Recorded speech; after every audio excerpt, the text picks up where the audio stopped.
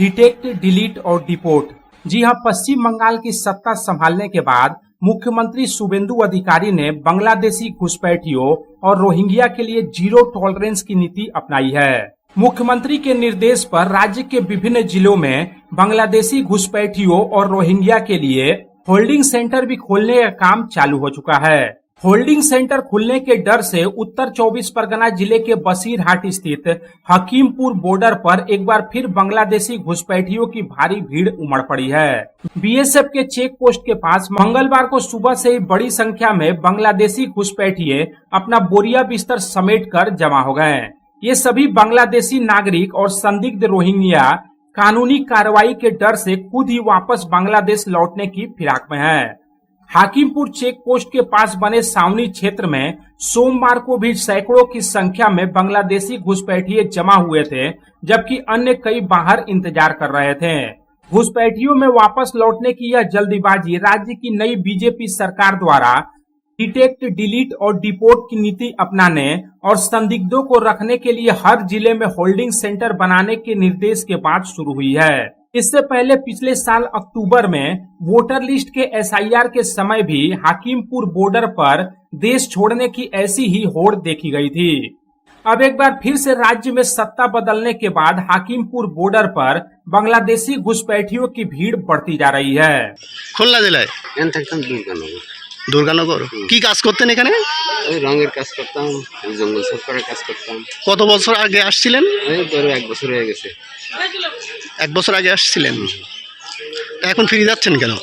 আমি ফিরে যাচ্ছি ওই এই সরকার আর কি বলছে দেশের মানুষ দেশে চলে যাও। वहीं दूसरी तरफ राज्य सरकार के निर्देश पर मुर्शिदाबाद और मालदा जिले में होल्डिंग सेंटर चालू हो चुका है। मालदा जिले के इंग्लिश बाजार शहर के चंदन पार्क इलाके में होल्डिंग सेंटर शुरू किया गया है। गाजोल थाने के पांडुआ इलाके में अवैध रूप से सीमा पार करने के आरोप में पकड़े गए 9 बांग्लादेशी नागरिकों को कड़ी सुरक्षा के बीच इस होल्डिंग सेंटर में रखा गया है, जिनमें 3 महिलाएं और 6 नाबालिग बच्चे शामिल हैं। होल्डिंग सेंटर की निगरानी के लिए सीसीटीवी कैमरों के साथ ही सशस्त्र पुलिस बल, सिविल डिफेंस और सिविक वॉलेंटियर्स को 24 घंटे तैनात किया गया है। वहीं मुर्शिदाबाद जिले के लालगोला स्थित पद्मा भवन की 3री मंजिल पर भी एक अस्थायी होल्डिंग सेंटर बनाया गया है, जहां वर्तमान में पकड़े गए 3 बांग्लादेशी नागरिकों को रखकर उनके दस्तावेजों की जांच की जा रही है।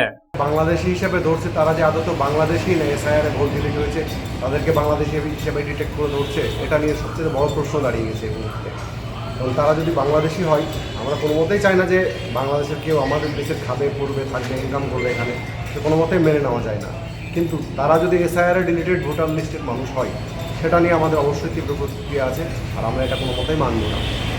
राज्य सचिवालय नवान्न के नए निर्देशों के अनुसार संदिग्ध बांग्लादेशी अथवा रोहिंग्या को इन होल्डिंग सेंटर में 30 दिनों तक हिरासत में रखा जा सकता है। राज्य सरकार के इस कड़े प्रशासनिक रुख ने बांग्लादेशी घुसपैठियों और रोहिंग्या के बीच हड़कंप मचा दिया है और वे कानूनी शिकंजे से बचने के लिए खुद ही हाकिमपुर बॉर्डर पर जमा हो रहे हैं ताकि वे वापस बांग्लादेश लौट सकें। Bureau report, public times. I am Dr. Radha Krishna. I am a gastroenterologist and a liver specialist. So I do visit Durgapur once a month. I stay here for 2 days. So we do different types of procedures pertaining to gastroenterology and liver.